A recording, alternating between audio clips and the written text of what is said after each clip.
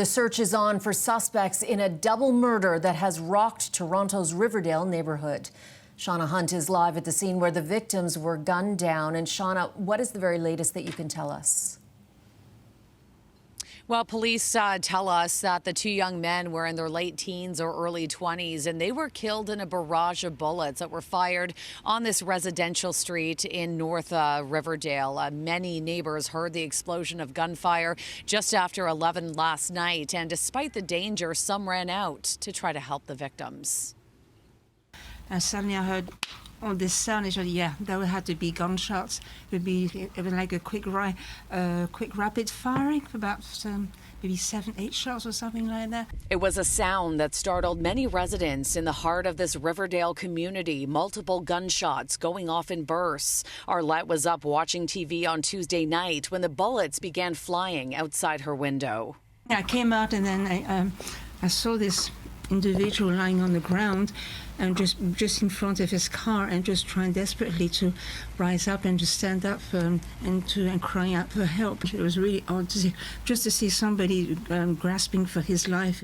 I'm told several people from the neighborhood, some with first aid experience, ran out to help the two young men who had been shot, while others called 911. He had a wound here and he had a wound here. So in his abdomen, it seemed he had been hit twice. Nate tells me when he got out there, one victim was unresponsive in the passenger seat of an SUV, while the other young man was on the sidewalk. He kept saying that he was having trouble breathing. We were just trying to keep him calm, right, and just focusing on the breathing.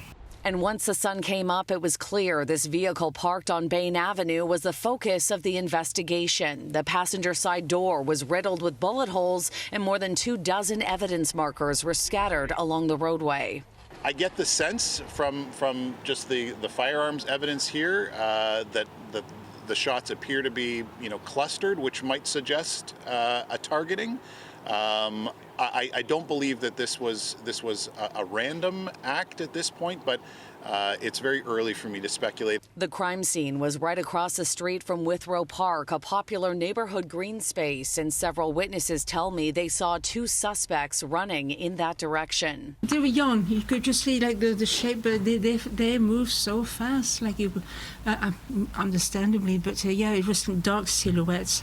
As investigators are now focused on finding the killers, the community is still coming to grips with the violence on their doorstep. I don't live in a war zone. It's not something that I'm used to hearing.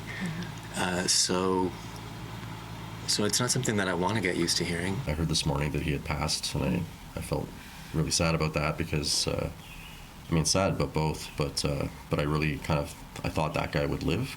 As you can see, this has been a tough time for the community, and one of the biggest concerns right now is that these suspects are still on the loose. Investigators have not yet provided descriptions, and from what we can see, there are very few security cameras in the area. So anyone who may have video that captured the shooting, the suspects running away, or even suspicious behavior, you're being asked to contact police. In Riverdale, Shauna Hunt, City News.